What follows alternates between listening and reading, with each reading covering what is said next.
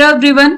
आज है 25 मार्च और आज के इस क्लास में हम डिस्कस करेंगे 25 मार्च से बनने वाले करंट अफेयर के सभी इंपॉर्टेंट क्वेश्चंस।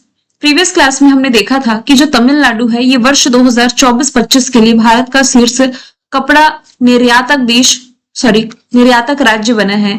शहीद दिवस जो 23 मार्च को मनाया जाता है। हाल ही में जो एक्ट्रेस है ऋतुपर्णा सेन गुप्ता, इन्हें यूके हाउस ऑफ कॉमन्स 2026 में वुमेन एम्पावरमेंट के लिए सम्मानित किया गया है।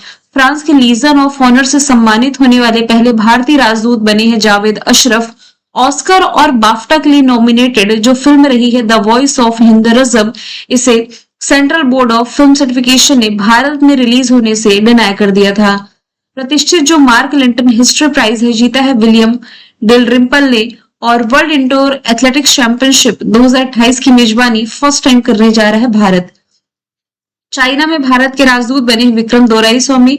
नस्लीय भेदभाव उन्मूलन का अंतरराष्ट्रीय दिवस 21 मार्च को मनाया जाता है। नरेंद्र मोदी जी ये किसका रिकॉर्ड तोड़ते हुए भारत के सबसे लंबे समय तक सेवा करने वाले राष्ट्राध्यक्ष बने? तो ये पवन कुमार चामलिंग का रिकॉर्ड तोड़े हैं जो कि सिक्किम के पूर्व मुख्यमंत्री थे। आधिकारिक करियर में 900 गोल करने वाले दूसरे पुरुष फुटबॉलर लियोनल मेसी बने। पहले कौन थे? Cristiano Ronaldo.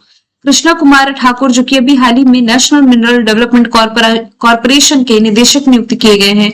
और केंद्रीय गृह मंत्रालय ने 2027 की जनगणना के लिए ब्रांड एम्बेसडर बनाया है सैंड आर्टिस्ट सुदर्शन पटनायक को। तो सभी क्वेश्चंस हमने देखे थे प्रीवियस क्लास में। शुरू करते हैं आज का हमारा पहला सवाल। सवाल है कि भारत के किस शहर में देश का पहला गैस वेंडिंग मशीन ये शुरू किया गया है? तो अभी हाल ही में गुरुग्राम हरियाणा में भारत का पहला एलपीजी गैस वेंडिंग एटीएम की शुरुआत है जो कि हो चुकी है। गुरुग्राम के सुहाना क्षेत्र में सेक्टर 33 में जो सेंट्रल पार्क फ्लावर वैली है, यहाँ भारत पेट्रोलियम कॉर्पोरेशन लिमिटेड ने ये शुरू किया है। ये एज अ पायलट प्रोजेक्ट शुरू किया गया है। पायलट प्रोजेक्ट है कि कुछ एरिया में करके देखते हैं, यदि इसमें रिस्पॉन्स अच्छा रहा तो अन्य हिस्सों में ये लागू किया जाएगा। इसे भारत गैस इंस्टा एलपीजी नाम दिया गया है। और नॉर्थ इंडिया में इस तरह का पहला स्वचालित यानी कि ऑटोमेटेड सिस्टम है जो कि 24 आवर खुला रहता है। अब सवाल ये बनता है कि ये जो मशीन है ये कैसे काम करेगी? अभी तक आपने पैसे की एटीएम देखी थी, अभी गैस के लिए कैसा एटीएम है? तो देखिए ये जो मशीन लगाई गई है ना, इस स्क्रीन पर अपना जो रजिस्टर्ड मोबाइल नंबर है वो डालना होता है और उसी मोबाइल नंबर पर जो ओटीपी आता है, ओटीपी यानी कि ये वन टाइम पासवर्ड जो होता है, इसे दर्ज करके वो जो आपकी पहचान है ये वेरीफाई कर लेता है। फिर इसके बाद अपने जो खाली सिलेंडर होते हैं ना, सिलेंडर पर लगा जो क्यूआर कोड है या बार कोड जो होता है, इसे मशीन के स्कैनर के सामने रखा जाता है। तो मशीन ये चेक करेगी कि सिलेंडर लीगल है या नहीं। मोबाइल नंबर डाला गया, वेरीफाई हो गया और स्कैनर के सामने खाली सिलेंडर में जो स्कैनर या बार कोड लगा होता है, इसे स्कैन करने के बाद मशीन ये चेक कर लेती है लीगल है या नहीं। और इसके बाद जब वेरिफिकेशन सक्सेसफुल हो जाता है तो मशीन का एक विंडो खुलता है और इसमें अपना खाली सिलेंडर उस स्लॉट में रखना होता है। ऑटोमेटिकली इसकी जो क्वालिटी है और वजन चेक करके मशीन उसे अंदर खींच लेगी। साथ ही स्क्रीन पर गैस की जो भी वैल्यू है, जो भी कीमत है, इसका यूपीआई से पेमेंट करना होता है। और जब पेमेंट सक्सेसफुल हो जाता है तो मशीन के दूसरे हिस्से या फिर डिलीवरी विंडो से भरा सील बंद सिलेंडर ये बाहर आ जाता है। और इस पूरे प्रोसेस में जो मैंने यहाँ से कुछ पॉइंट्स बताए हैं, सिर्फ 2 से 3 मिनट का समय लगता है। अब यहाँ से कुछ एक्स्ट्रा फैक्ट कुछ सिटीज के जो हमने करंट अफेयर में देखे थे कि भारत का जो पहला म्यूजिकल रोड बना है मुंबई में बना है। 24 आवर नल से पीने योग्य पानी प्रोवाइड कराने वाला पहला शहर है ओडिशा का पुरी। देश की पहली हाइड्रोजन वाटर टैक्सी प्रधानमंत्री नरेंद्र मोदी का निर्वाचन क्षेत्र है वाराणसी, यहां से शुरू की गई है। पहला टेम्पर्ड ग्लास प्लांट नोएडा में। पहला महिला आधारित फूड हब मुंबई में। सोलर एनर्जी से चलने वाली भारत की पहली विधानसभा दिल्ली की है। दुनिया का सबसे बड़ा मेडिटेशन सेंटर वाराणसी में बना जिसका नाम सर्ववेद है। दुनिया की सबसे बड़ी ऑफिस बिल्डिंग सूरत गुजरात में है। लेकिन भारत की सबसे बड़ी सरकारी ऑफिस बिल्डिंग यदि पूछा जाए तो दिल्ली में कर्तव्य भवन है। भारत की पहली ट्रांसमीडिया एंटरटेनमेंट सिटी बनी Amravati. UNESCO city of gastronomy में शामिल हुई लखनऊ। पहला नाइट सफारी लखनऊ में। देश का पहला e waste eco park Delhi में। पहली सोलर सिटी सांची में। पहली traffic light free city Kota में। देश का पहला beggar free city Indore. Wetland city Indore. Udaipur. Diabetes bio bank Chennai में। हाइड्रोजन चालित कोच चेन्नई में। देश का पहला अंडर वाटर मेट्रो कोलकाता में और भारत का पहला सेमीकंडक्टर नवाचार संग्रहालय हैदराबाद में स्थापित किया गया था। सवाल दूसरा है, वैज्ञानिकों के अनुसार शनि इसकी कक्षा में 11 नए चंद्रमा की खोज की गई है। तो अब ये पूछा जा रहा है कि शनि के चंद्रमा की संख्या कुल मिलाकर के कितनी हो गई है, तो ये है 285। ऑप्शन नंबर 20 का राइट आंसर हो जाएगा। देखिए, चंद्रमाओं की रेस की यदि हम बात करें, मतलब कि जो आपका सोलर सिस्टम है इसमें किस ग्रह के पास कितनी चंद्रमा है, जैसे कि 2023 में बृहस्पति को छोड़ते हुए जो शनि है सबसे अधिक चंद्रमा वाला ग्रह बना था, लेकिन इसके कुछ महीने बाद ही शनि ने बृहस्पति को पीछे छोड़ा। अभी एट प्रेजेंट सोलर सिस्टम में चंद्रमाओं की संख्या 433 है। इस लिस्ट पर यदि आप ध्यान दें तो सबसे अधिक शनि के पास है, 285 है। बृहस्पति इससे आधे में भी नहीं है, 101 है।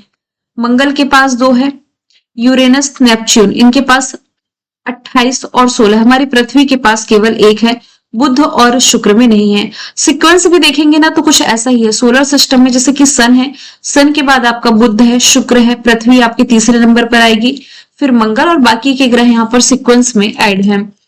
सवाल तीसरा है, बिहार दिवस जो कि 22 मार्च को मनाया गया, इसकी थीम क्या है? इस बार की थीम है उन्नत बिहार उज्जवल Bihar. Option C right answer इसका हो जाएगा। इस बार बिहार ने अपना 114 नंबर का स्थापना दिवस मनाया और इस मौके पर 22 से 24 मार्च तक 3 दिवसीय भव्य समारोह का आयोजन किया गया। बिहार दिवस मनाने की शुरुआत 2010 में की गई थी।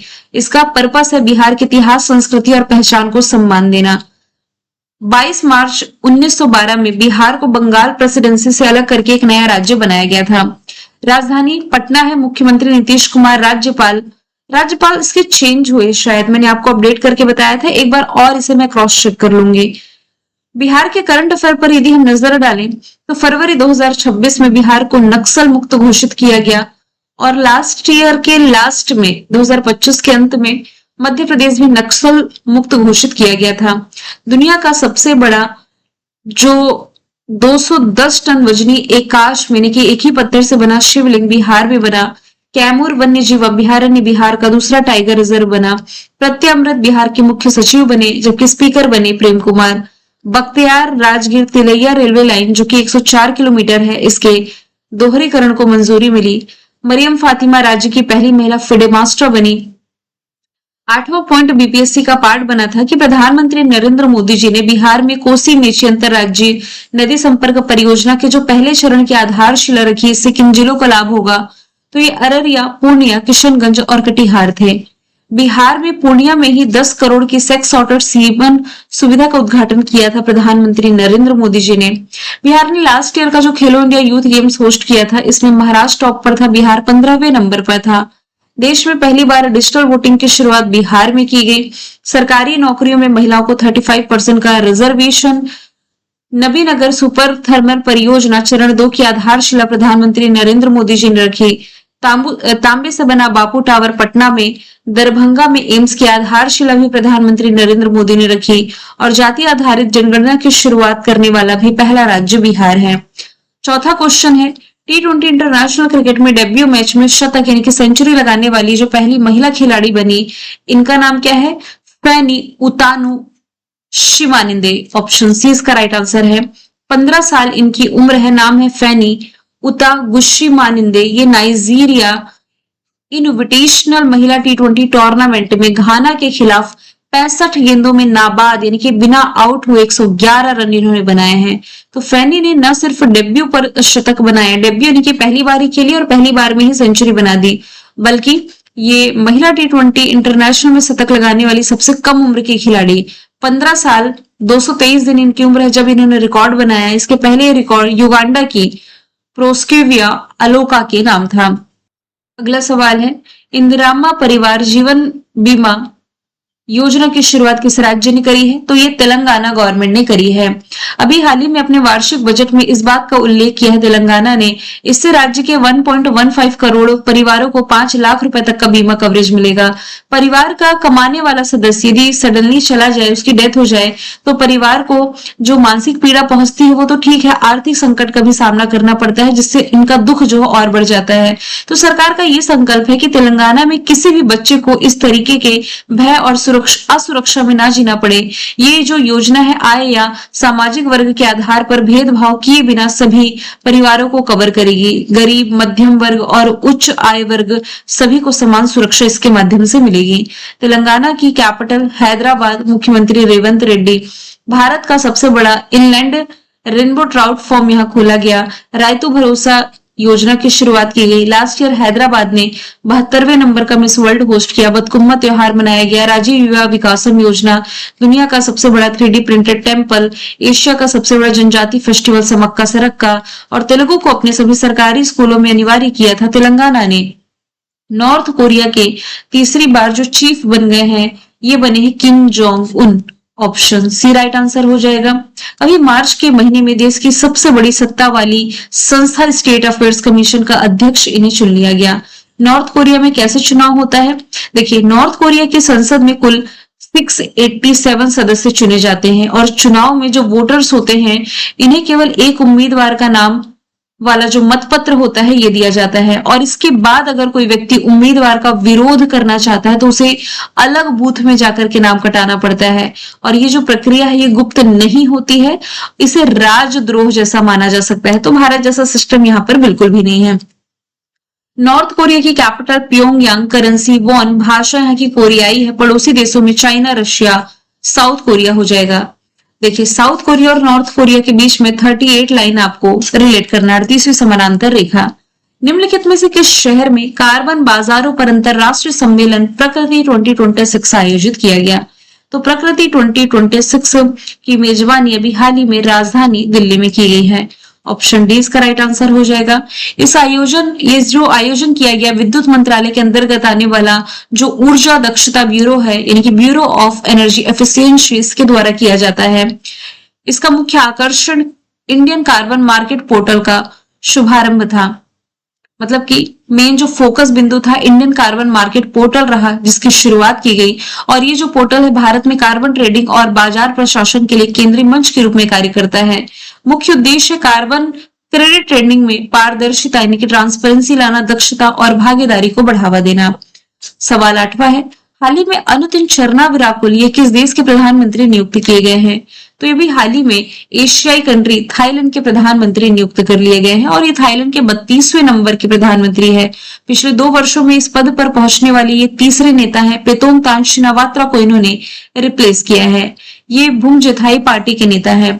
थाईलैंड की कैपिटल बैंकॉक, करेंसी बहुत है और यहाँ की ऑफिशियल लैंग्वेज थाई है। लास्ट ईयर का जो बिम्स्टेक समिट है ये थाईलैंड ने ही होस्ट किया था। हालिया अपॉइंटेड प्रधानमंत्रियों की बात की जाए तो यमन की साया जिंदानी, जापान के शानेतका इची, थाईलैंड के अनुतिन चरना विराकुल, लिथुआनिया के इंगा रुगिनियन, यूक्रेन के यूलिया स्वेरेडेंको, यूके के कीर स्टारमर, भूटान के शेरिंग तोपके, पाकिस्तान के शाहबाज शरीफ, रशिया के मिखाइल मसुस्टिन, इटली की जॉर्जिया मेलोनी, इजराइल के बेंजामिन नेतन्याहू, श्रीलंका के हरनी मरसूरिया, मॉरिशस के नवीन राम गुलाम, ट्यूनीशिया के सारा जाफरानी, एस्टोनिया के क्रिस्टन मिशेल, भारत के नरेंद्र मोदी, बेल्जियम के बार्डर्ड वेवर, कनाडा के मार्कानी और ऑस्ट्रेलिया के एंथनी एल्बनीज। सवाल 9वां है, institute for economic and peace ने एक रिपोर्ट रिलीज की थी ग्लोबल टेररिज्म इंडेक्स की। इसमें भारत को किस स्थान पर रखा गया? 13वें स्थान पर। ये तो हमने करंट अफेयर में देखा था कि टेररिज्म इंडेक्स में पाकिस्तान टेररिज्म से प्रभावित शीर्ष देश है, लेकिन यहाँ पर एमसीक्यू में मैंने इंडिया की रैंकिंग नहीं ऐड करी थी, जो कि ऐड कर दी है। तो भारत ने अपने आतंकवाद प्रोफाइल में सुधार दर्ज किया है, जिसमें कि 2025 में आतंकी घटनाओं में 43% की कमी आई है।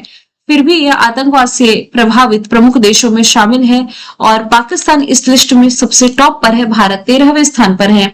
2026 के इंडेक्स के यदि हम रिविजन करें तो हैप्पीनेस इंडेक्स में टॉप पर फिनलैंड, इंडिया 116, हेलने पासपोर्ट इंडेक्स में टॉप पर सिंगापुर, इंडिया 75, करप्शन इंडेक्स में डेनमार्क टॉप पर, India 91, global fire power index में टॉप पर अमेरिका, भारत 4th प्लेस पर, एशिया मैन्युफैक्चरिंग इंडेक्स में टॉप पर चाइना, भारत 6ठे स्थान पर, रेस्पॉन्सिबल नेशंस इंडेक्स में टॉप पर सिंगापुर, इंडिया 16 प्लेस पर, एशिया पावर इंडेक्स में टॉप पर अमेरिका, भारत 3rd प्लेस पर, वैश्विक डिजिटल नोमैड रिपोर्ट में टॉप पर स्पेन, भारत को 38 प्लेस पर रखा गया और ग्लोबल इनोवेशन इंडेक्स में टॉप पर स्विट्जरलैंड, इंडिया 38 प्लेस पर है। वर्ल्ड टीबी डे से रिलेटेड क्वेश्चन है। मार्च महीने का एक इंपॉर्टेंट डे, आप इसे रिलेट करें। 24 मार्च को वर्ल्ड टीबी डे यानी कि विश्व क्षय रोग दिवस मनाया जाता है। वर्ष 1882 में रॉबर्ट कोच के द्वारा टीबी के बैक्टीरिया की खोज की गई थी। टीबी एक जीवाणु जनित संक्रामक रोग है। संक्रामक रोग क्या होता है? जो एक व्यक्ति से दूसरे व्यक्ति में फैलता है। मुख्य रूप से फेफड़ों को ये प्रभावित करता है, यानी कि लंग्स को। और इसके लिए अवेयरनेस फैलाने के लिए इसका जो दिवस है ये मनाया जाता है। इस बार की थीम है, हाँ हम टीबी को खत्म कर सकते हैं, प्रतिबद्ध हो, निवेश करें और परिणाम दे, यानी कि yes we can end TB, commit, invest and deliver. मार्च महीने के सिर्फ इंपॉर्टेंट डेज पर मैं टिक कर रही हूँ। एकदम इंपॉर्टेंट कहेंगे तो 8 मार्च का दिन है अंतरराष्ट्रीय महिला दिवस, विश्व उपभोक्ता अधिकार दिवस, नस्लीय भेदभाव उन्मूलन दिवस, अंतरराष्ट्रीय खुशहाली दिवस। 22 मार्च को वर्ल्ड वाटर डे। मैंने कल आपसे पूछा था भारत की पहली खुले तौर पर क्वीर सांसद कौन बनी? आंसर मेनका गुरुस्वामी था। आज का सवाल है, भारत के पहले स्वदेशी पॉल्यूशन कंट्रोल वेसल का नाम क्या है जिसका निर्माण गोवा शिपयार्ड लिमिटेड द्वारा किया गया? तो आंसर इसका जो भी आप कमेंट बॉक्स में बताएं। मिलेंगे हम नेक्स्ट वीडियो में। Thank you so much.